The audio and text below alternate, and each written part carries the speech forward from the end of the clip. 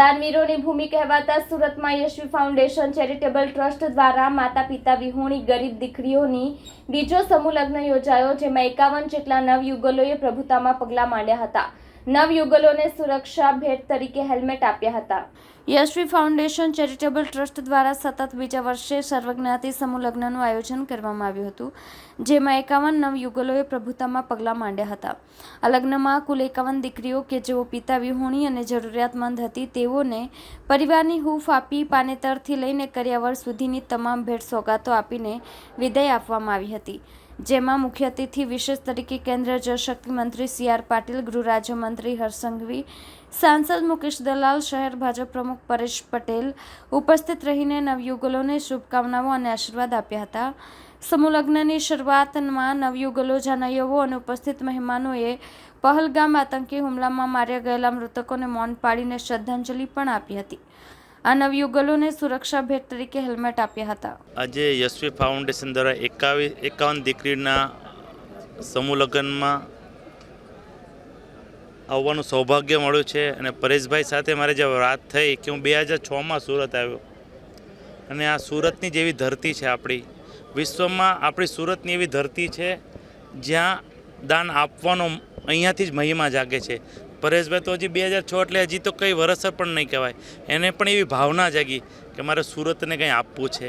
એટલે એવી દીકરી જેમ કોઈ બાપને કોઈ દીકરીને ઓછું નથી આપવું, પણ આ સમયના દેખાદેખીના ખર્ચામાં ઘણીવાર સંકોચ અનુભવતો હોય ત્યારે પરેશભાઈ જેવા ભામાસઓ આગળ આવતા હોય છે. એટલે હું પરેશભાઈને એને જે આ જે બીજ રોપ્યું છે ને, આગળ જેને વટવૃક્ષ થવાનું છે એ નિશ્ચિત છે કે સુરતમાં જેણે સમૂહ લગ્નનું બીજ રોપ્યું છે એ અત્યારે વટવૃક્ષ થયા છે. પરેશભાઈને હૃદયપૂર્વકને 80 લાખની જનતા વતી અભિનંદન પાઠવું છું કે તમારા આ કાર્યને હું વંદન કરું છું. આવા જ કાર્યો ઈશ્વરને પણ પ્રાર્થના કરું છું કે તમને વધુ મજબૂત કરે. આ આયોજન અમારું દ્વિતીય સમૂહ લગ્ન છે. ગત વર્ષે બી અમે આ આયોજન કરેલું હતું, જેમાં 20 દીકરીઓનું અમે સમૂહ લગ્ન કરાવેલ. ઘણા બધા લોકો એવા હોય છે કે જે લોકો પોતાની દીકરીના લગ્ન નથી કરાવી શકતા હોતા, અથવા એવા લોકો હોય છે જેને પાસે પૈસાનો અભાવ હોય છે, કે જે ઘણા બધા નીડી પીપલ હોય છે જેના મા બાપ નથી હોતા અથવા ફાધર નથી હોતા.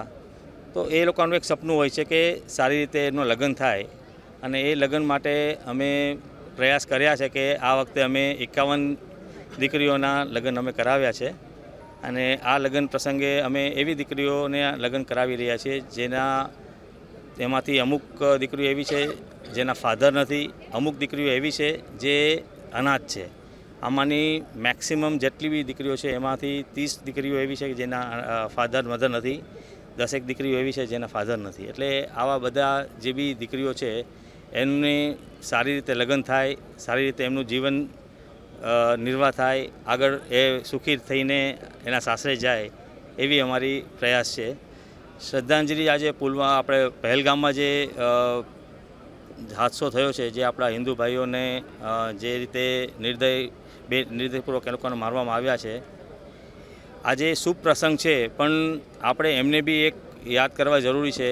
બિકોઝ જે હાદસો થયો છે, જે અત્યારના એ લોકોએ આતંકવાદી લોકોએ જે નિર્દયપૂર્વક એ લોકોનું જે ગોળીબાર કરીને હત્યા કરી છે, તો આજે એમની આત્માને શાંતિ આપવા માટે, આજે શ્રદ્ધાંજલિ આપવા માટે અમે મૌન વ્રત રાખીને એમને એક શ્રદ્ધાંજલિ પાઠવી છે.